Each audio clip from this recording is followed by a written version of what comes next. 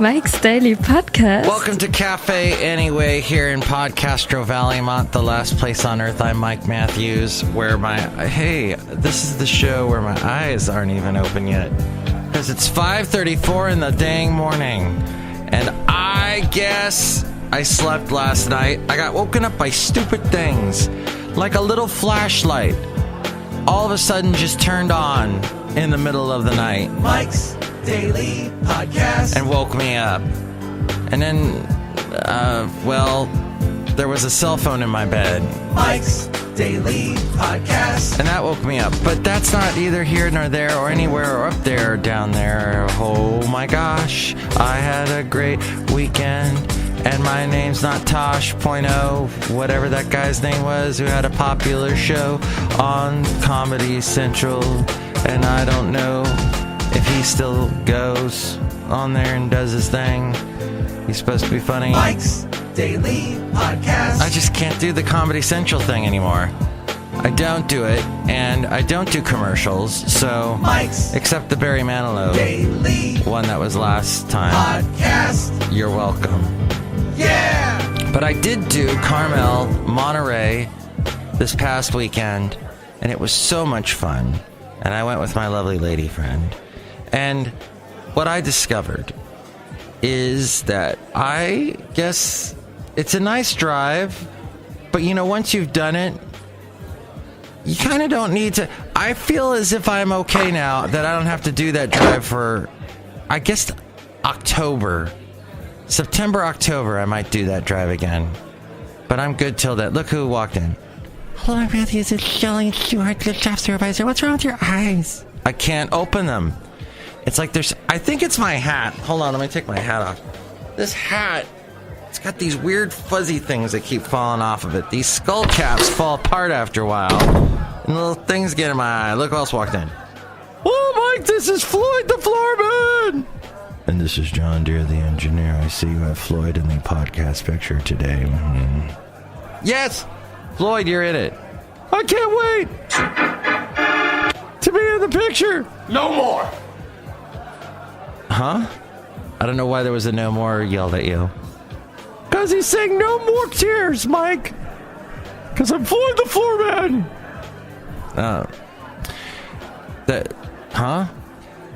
So far, there's really no...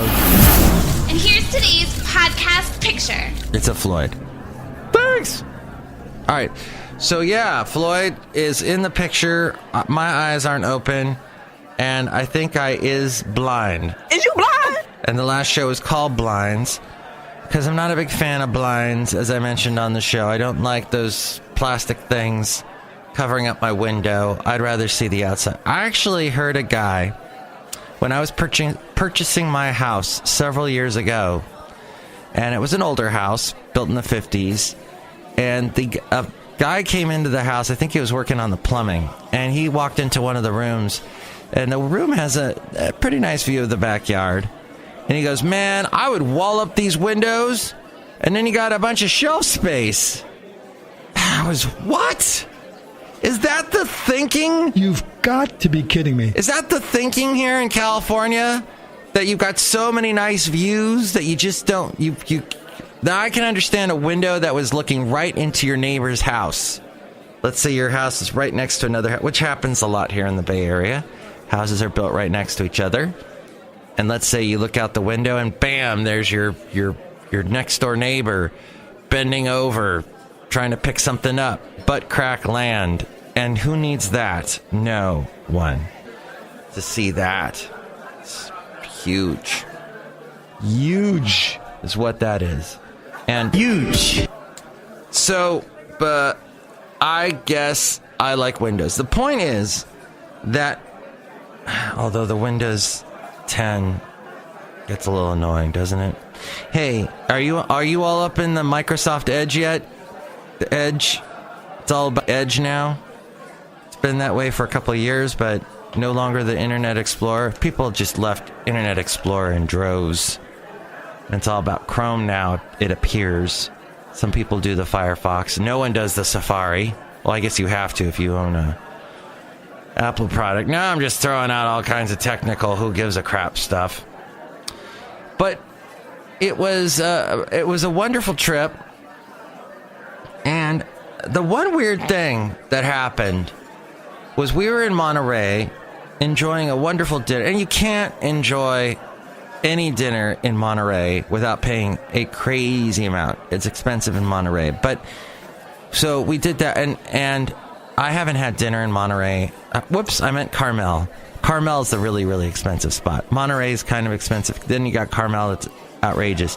But it's Carmel, and you're nestled in this town with the little houses, the little shops. Everything's there's a little artwork that costs a lot of money, and there's all the houses that cost a lot of money, and then you're right by the water, which was super windy. Oh my gosh, it's never been that windy before. I've been to Carmel about 4 times this year already, and this wind,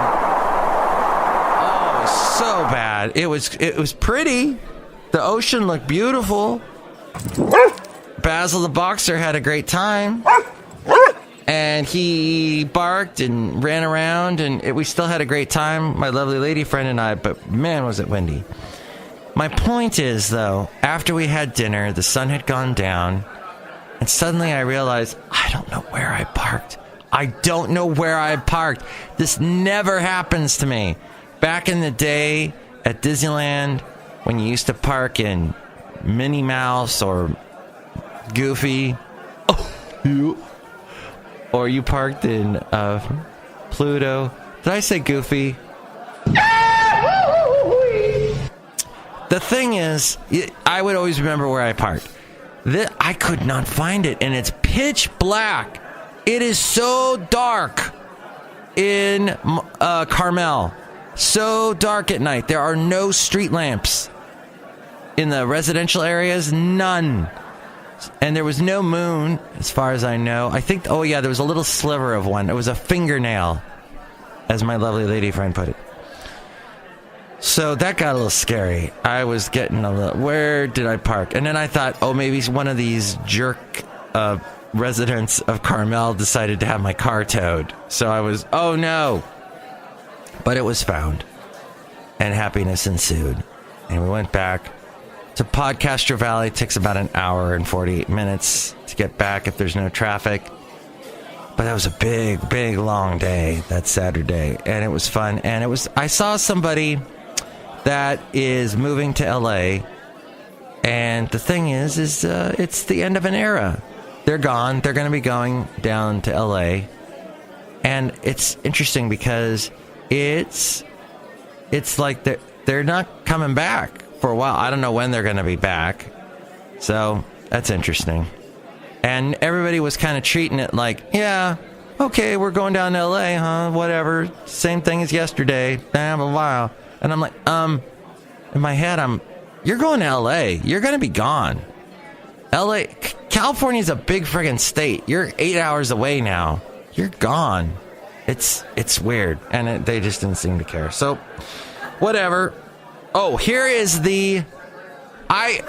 let's just say I took a lot of pictures, and I felt the weight of the situation. I felt the weight of the moment, and I don't think my friend did. So, anyway, cafe.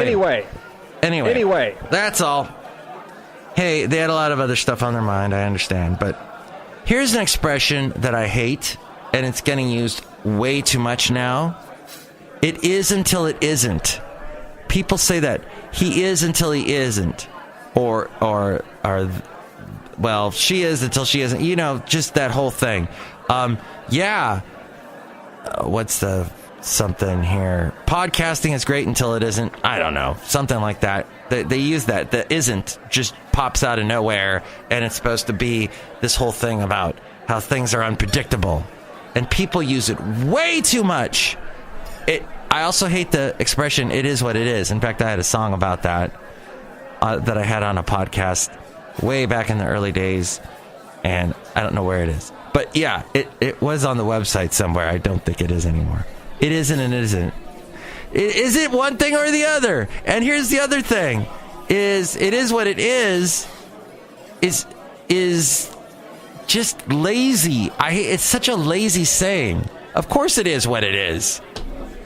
How could it be anything else? It is what it is.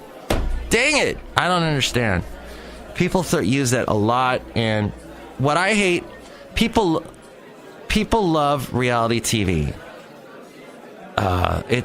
I've hated it from the beginning because the dialogue is always lazy, because they follow these people around with cameras and they're just coming up, and that's the whole point of a reality show, is to catch people in real life.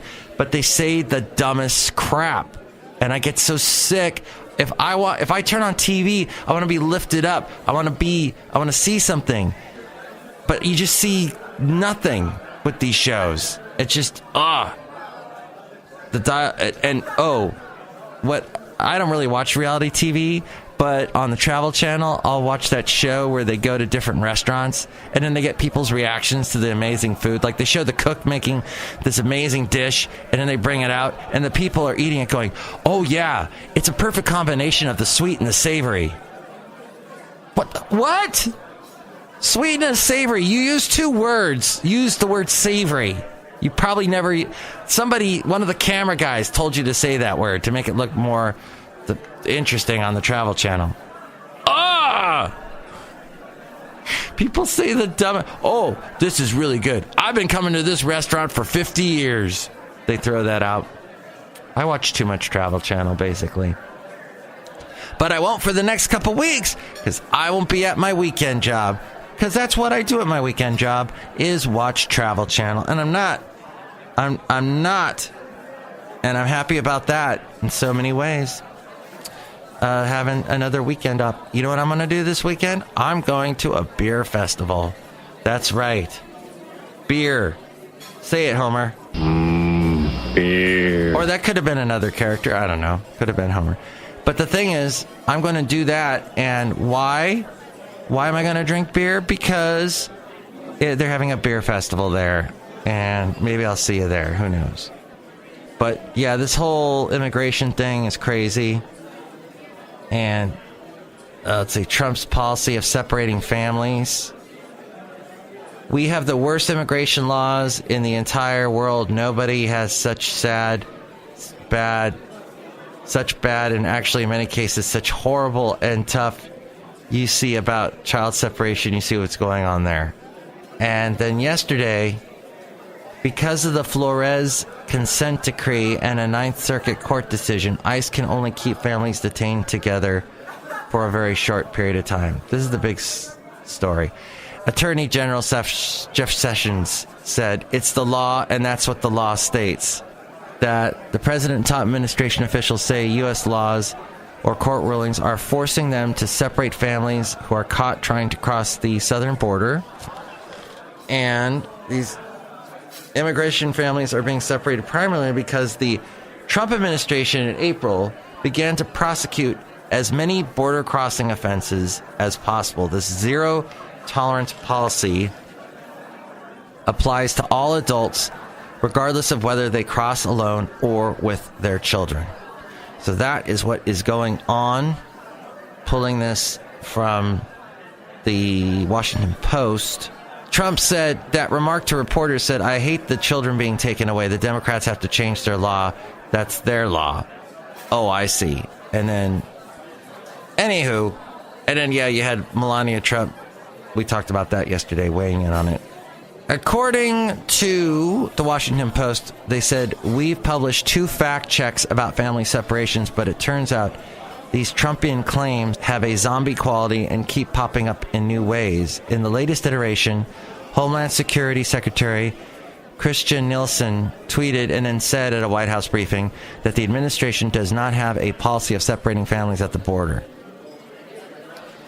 And then there was Stephen Miller, who was supposed to be on The Daily, the show, the podcast that the New York Times does. And he was supposed to be on there to talk about the immigration situation. And it turned out that his top aide, that's Trump's top aide, Stephen Miller, was supposed to be talking with The Daily about that. And then at the last second, the White House said, no, don't play that. We don't want you to. So Stephen Miller refer to as catch and release. And you're supposed to show up for your day before an immigration judge, but in reality, many people never do. So essentially, that is the major objection here, if you're asking the Trump administration, that effectively there was no penalty for crossing the border illegally because people never paid a price and they were allowed into the country. Yeah, people would come into the country. You'd say, I want asylum. They'd say, okay, here's your court date. Show up then. And then you would be able to go. And then a lot of people were not showing up for their court date. And then they would then be in America. So that's what Trump is doing, wants to build a wall. And it's a great big wall. And he said this. I would build a great wall, and nobody builds walls better than me, believe me. And I'll build them very inexpensively. But right now, it's a mess. A mess. It's a mess. The Paris commuter train service was interrupted yesterday as a baby boy was born in one of the cars. The unexpected delivery happened on the rear A line as the train was pulling into Auber Station, located in the center of Paris, if you are familiar with Paris. If you are, you might know this song. Rail service was halted as dozens of emergency personnel rushed to the scene to transport the mom and her newborn to the hospital. The public transportation company later announced both mom and baby were healthy and that the little boy would be receiving free transportation until he is 25 years old. A woman was rescued in Poughkeepsie in a building there as the building collapsed. Tuesday morning, officials are working to clear the debris after a building collapsed on Academy Street in Poughkeepsie. And then finally, that's about it. I think we've done our duty as we go outside a cafe anyway. We're bringing Mike's Daily Podcast somewhere in Podcaster Valley. They say the eyes are the windows to the soul. And if I could just get my eyes open, we'd have maybe a little more soul in the show. I don't know. But at any rate, it's been great talking to you today. Hey, here's an idea. Don't leave any flashlights in your bedroom. Bad idea, Mike. Why did you have a flashlight in your bedroom, Mike?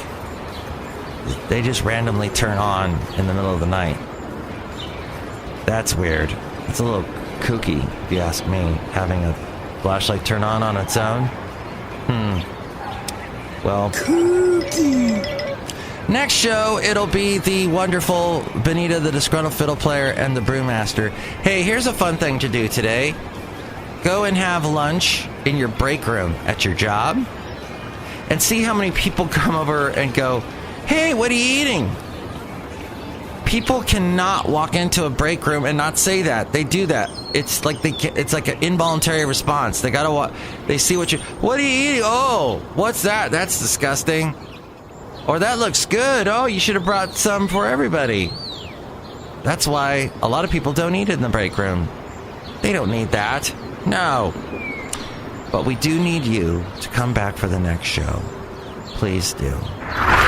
Mike's Daily Podcast is written and produced and performed by Mike Matthews. His podcast is super easy to find. Download or listen to his show and read his blog at MIKEs-DAILY-PODCAST.com. Email Mike now at MIKEs-DAILY-PODCAST@gmail.com. See you tomorrow. Bye!